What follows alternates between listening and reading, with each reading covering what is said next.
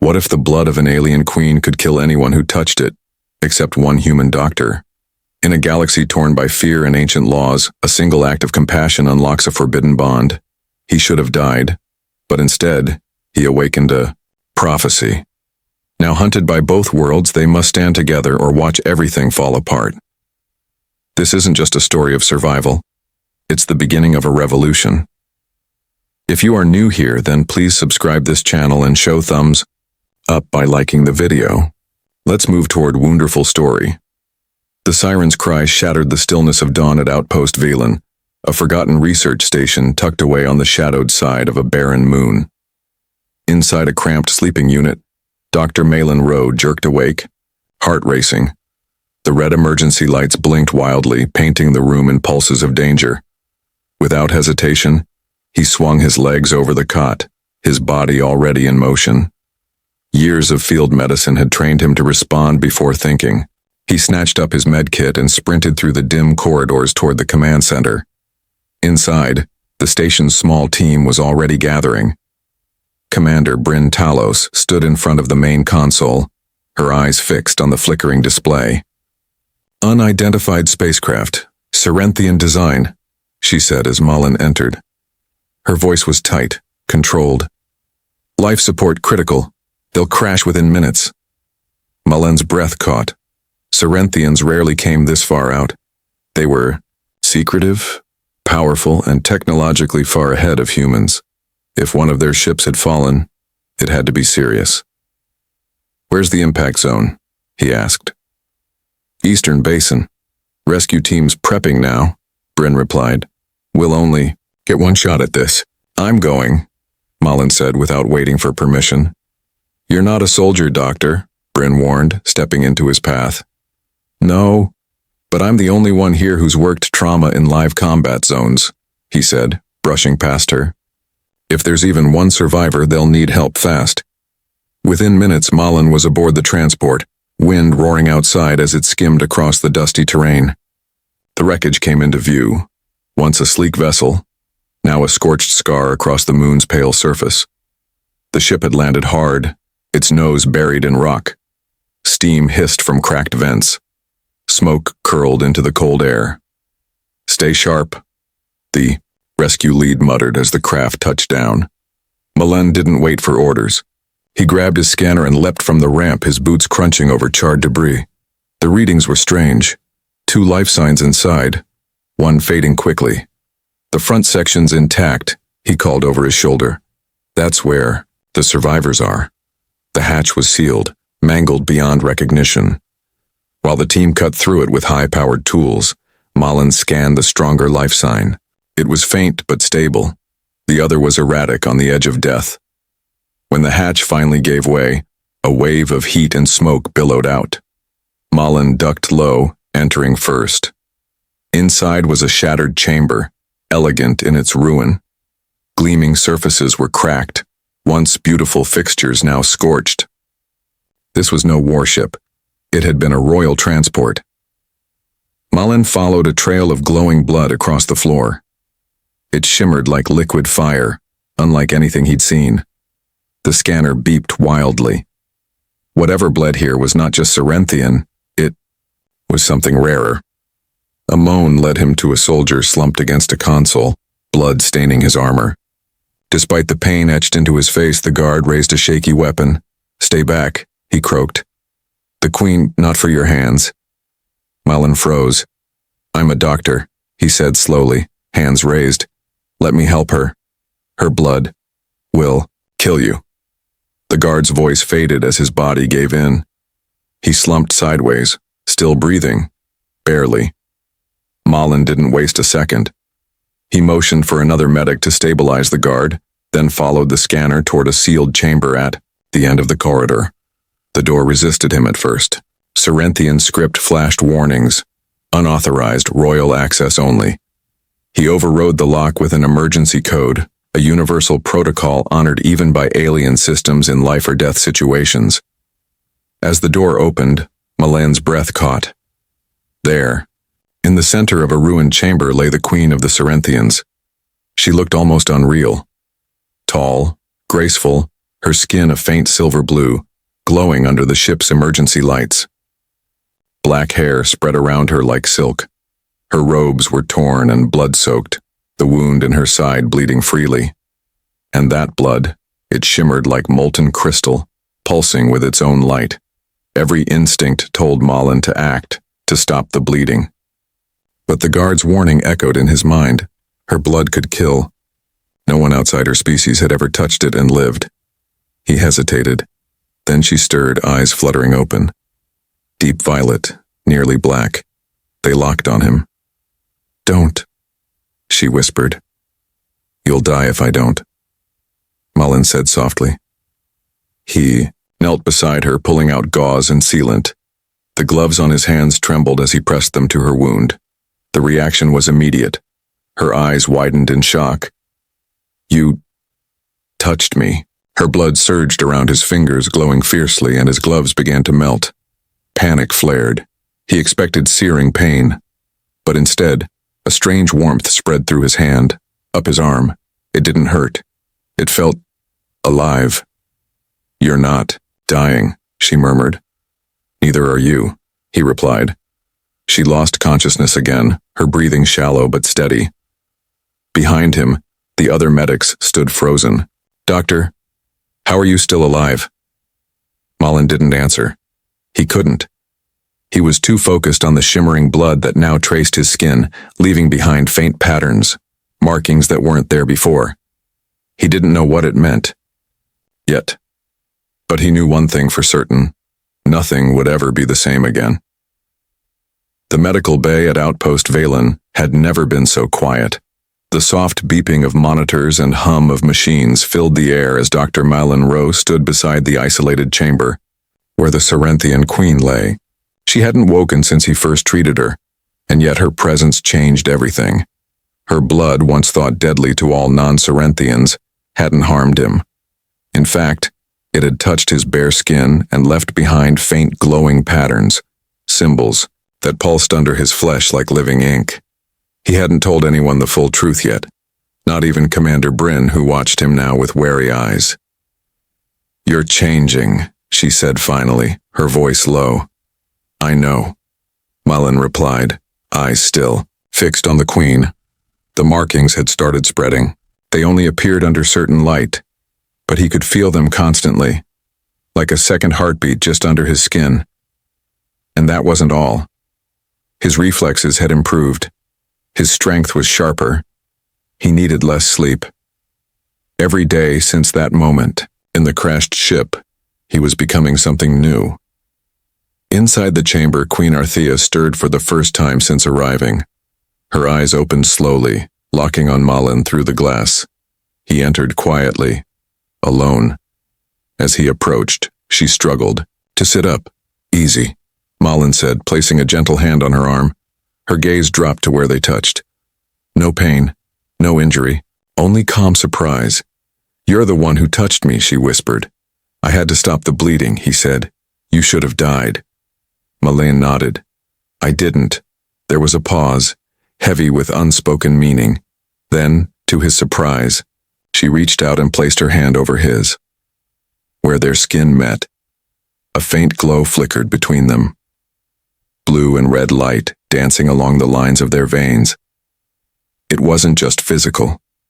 It felt like something deeper. As if their thoughts brushed against each other. "I feel," she began but didn't finish. Instead, she closed her eyes and breathed deeply. Later that day, a small transport ship arrived. From it stepped an older Cerinthian dressed in deep robes and bearing a staff. His name was Scribe Eldarion, and he carried the air of someone used to being feared and obeyed. As soon as he entered the bay, he bowed low before the queen. "My queen," he said, voice filled with emotion. "We feared you lost." "I live," she said, her voice stronger now. Eldarion turned to Malin.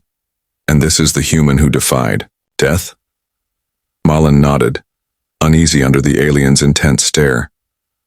"I need to examine him," Eldarion said. "Do what you must," Malin answered. The old scribe placed a glowing crystal against Malin's chest. It lit up instantly, revealing the strange symbols that had begun spreading across his body. Eldarion stepped back in awe. "It's true," he whispered. "The Kehar." "The what?" Milan asked. "The one who can touch sacred blood." "A prophecy. Long forgotten, it was said such a person would come when our people stood at the edge of collapse." Malin shook his head. "That can't be me. I'm just a doctor." "You're something more now," Eldarion said. The next few days passed in a blur. Queen Arthea recovered quickly, thanks in part to her species' natural healing, but also because of the bond that seemed to grow between her and Milan. They could sense each other's thoughts more clearly with each passing hour. She began to smile when he entered the room. He found himself drawn to her without reason, without fear. Lieutenant Mirasen, Malin's only real friend on the outpost, pulled him aside one evening. "You know this is going to get worse, right? The Cerinthians don't just fear you, they'll come for you." "Why?" Malin asked. "Because you've broken one of their oldest laws. No one touches the Queen's blood and lives. It's considered blasphemy, but I didn't mean to. I was saving her. Doesn't matter," Mira said. "To them this is sacred, and now you're part of it." That night Milan dreamed of stars he had never seen and cities made of light. He heard voices that weren't his. When he woke, Arthea was already watching him through the glass. "We shared the same dream," she said softly when he entered her chamber. He sat beside her, confused but not afraid. "How is that possible?" "Our bond is growing stronger. My blood carries more than life. It holds memory, thought, feeling. When it entered you, it began to change you." Milan reached out and took her hand. "And you're okay with that?" "I should be afraid," she said. "But I'm not." They sat in silence for a long time, her hand in his. Outside the chamber, Eldarion watched, saying nothing. The prophecy was awakening, and he knew what it meant. The council on the Cerinthian homeworld would not tolerate this connection. Not because it was dangerous, but because it was powerful. It could change everything. What began as survival was becoming something much greater. Two souls, once separated by species and belief, were now linked by something ancient, something sacred. And far beyond Outpost Valen, in the cold reaches of space, eyes watched. Waiting, preparing, because if this bond could not be broken, it would have to be destroyed. The sky above the Cerinthian capital was dark with storm clouds, as the royal council gathered in the ancient stone hall. Inside, the chamber buzzed with low murmurs, the air thick with tension. At the center stood a raised platform where the bloodstone rested, a crystal shard veined with glowing red lines, that pulsed like a living heart. It had been used for thousands of years to confirm the purity of Cerinthian bloodlines. Today it would be used for something no one had ever dared: to test a human. Dr. Malin Rose stood just outside the hall, his eyes drawn to the cold structure ahead. He could feel the weight of hundreds of alien eyes already judging him. The symbols on his skin glowed faintly, hidden beneath a loose ceremonial robe gifted to him by Queen Arthea. He didn't want to wear it, but she had insisted. "You are not only part of this," she had said. "You are the key." Beside him, Arthea walked with her head held high, showing no fear. Her presence gave him strength, though he could feel her unease. She had spent the past week arguing with the council, trying to protect Milan from this moment. But the elders demanded proof. They said if the human was truly connected to royal blood, the bloodstone would show it. If not, it would reject him and destroy him in the process. They entered the chamber together, the crowd falling silent. High Elder Callan Voss stepped forward, his expression grim. "The test begins now. Let the stone speak." Malin stepped onto the platform. The stone was placed between him and the queen. The instructions were simple. They were to place their palms on the stone at the same time. If the stone accepted their bond, it would glow in unity. If it didn't, the energy backlash would stop. Malin's heart in seconds. He looked into Arthea's eyes. She gave a small nod. "I trust you," she whispered. He placed his hand on the stone. Arthea followed. At first, nothing happened. Then the stone began to pulse, first red, then violet. A ripple of gasps moved through the crowd. The energy grew brighter. Malin's arm trembled as he felt the heat rise, not from the stone, but from within his own veins. Something was wrong. The pain hit suddenly like fire ripping through his chest. His knees buckled, but he refused to let go. The stone was rejecting him, just as some on the council had hoped. Behind it, Elder Kalen's eyes gleamed with satisfaction. But then something changed. The markings on Malane's skin flared with light. Not just red, but silver-blue, forming ancient shapes no human should know. The energy pulsing from the bloodstone shifted direction. It began pulling instead of pushing. The pain stopped. A warmth spread through his body, powerful and unfamiliar. He wasn't just resisting the stone's energy. He was connecting with it. The crystal glowed a deep, radiant purple, the color of unity. A moment later, a soft hum filled the chamber, rising in pitch until the air itself seemed to vibrate. Then silence. The glow dimmed to a steady light. The test was complete. Whispers filled the room. The stone accepted him. The prophecy. The blood bond is real. Arthea's hand tightened in Malin's. He could feel her joy, her relief. But not everyone in the hall was pleased. From the shadows, a voice rose. "This changes nothing," Sorik growled as he stepped forward. He was Arthea's cousin and the strongest voice in the conservative faction. His face twisted with anger. "This human is a danger to everything we believe. This ceremony proves only that our laws are being broken." "You saw the stone?" Arthea replied, her voice calm but firm. "It has spoken." "No," Sorik snapped. "It was tricked, tainted. This trial was a show to protect your attachment to a creature who should have died in your wreck." Before anyone could stop him, he raised a weapon. Malin instinctively stepped in front of Arthea, bracing for impact, but the blast never reached them. A wall of energy shot out from Malin's body, stopping the attack mid-air and sending Sorik stumbling backward. Gasps rippled again. Malin stared at his hands. The same energy that connected him to the queen now protected her. It wasn't a weapon, it was a bond, alive and growing. Guards surrounded Sorik as the High Elder stepped forward, his voice heavy, with authority. "Enough. The council will deliberate. Until then, both the human and Her Majesty are under royal protection." That night the palace was locked down.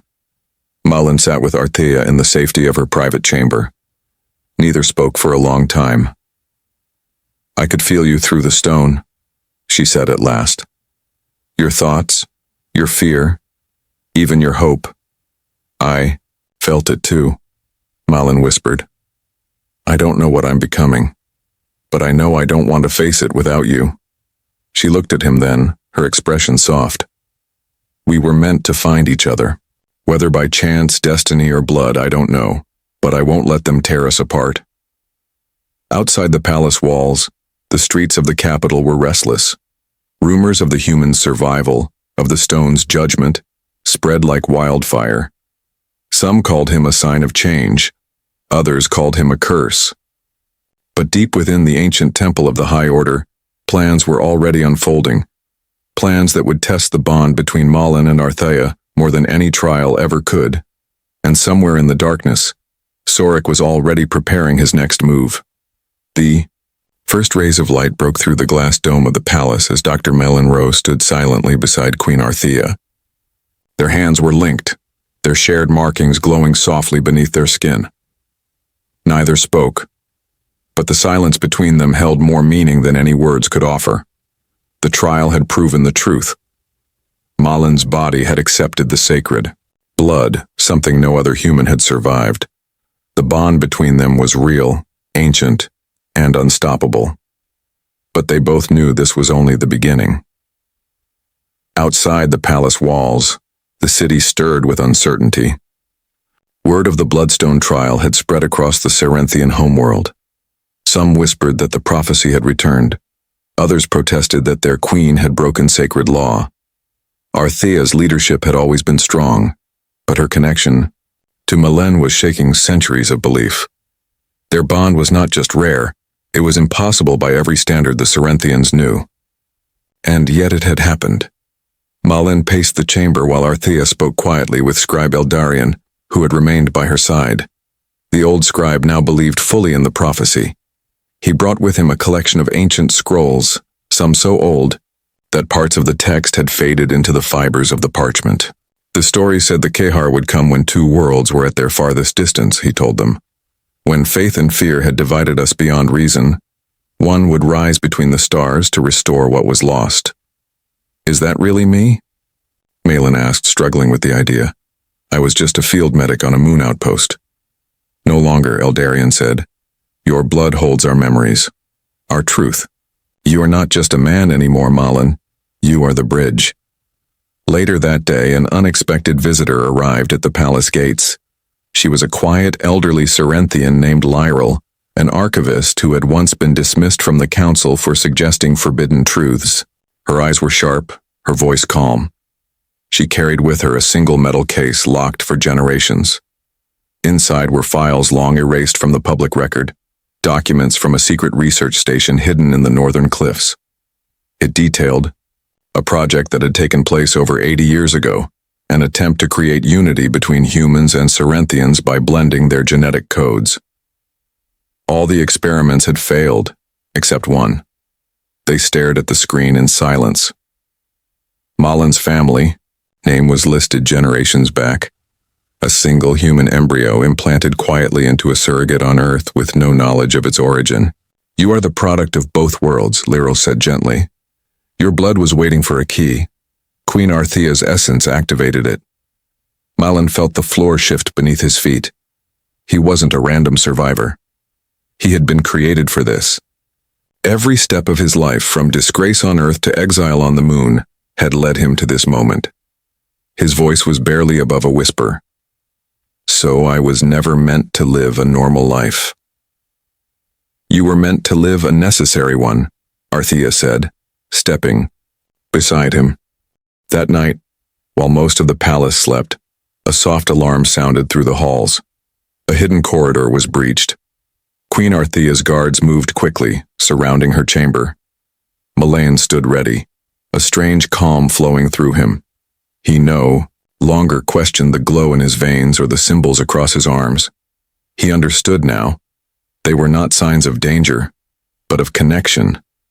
They were a language older than time, speaking one simple message: unity. The attackers were swift and quiet, dressed in robes of the old order. They moved to take the queen, believing she had weakened herself by bonding with a human. But Malin moved faster. With a single thought, energy burst from his hands, forming a barrier around Arthea. The attackers hesitated, unsure of how to fight someone who was neither Cerinthian nor human. You fear what you don't understand, Malin said, his voice echoing in the chamber. But this bond was never meant to divide. It was meant to heal. The last attacker tried to strike, but Arthea stepped forward. Her voice was clear. Lay down your weapons, or stand against the future. They surrendered. By dawn, the palace was filled with a new energy. The attack had failed, but it had sparked something powerful. The people began to gather, not in fear, but in hope. Across the city, across other colonies, even on human frequencies, news of Malin and Arthea's bond spread. A symbol had risen. 2. Lives merged by something deeper than law or biology. 1 week later, on the steps of the great temple, Queen Arthea stood before her people. Malin stood beside her, dressed not in royal robes, but in the same simple clothes he had always worn. She spoke not of power or bloodlines, but of a future where differences did not threaten survival, but promised growth. We have feared each other for too long, she said. Let our bond be the first step toward something greater. Malin's voice followed hers. I don't carry answers. I carry both of you, and I carry the choice to walk forward. In the quiet that followed, a single elder stepped forward and bowed, then another, and another. Soon the entire crowd knelt, not in worship but in recognition. Later that night, alone in the quiet of the palace gardens, Malin and Arthea sat side by side beneath the stars. The markings on their skin shimmered softly in the moonlight, not burning but alive. They didn't need to speak. The silence was enough. The echo of unity had begun, and it would not fade.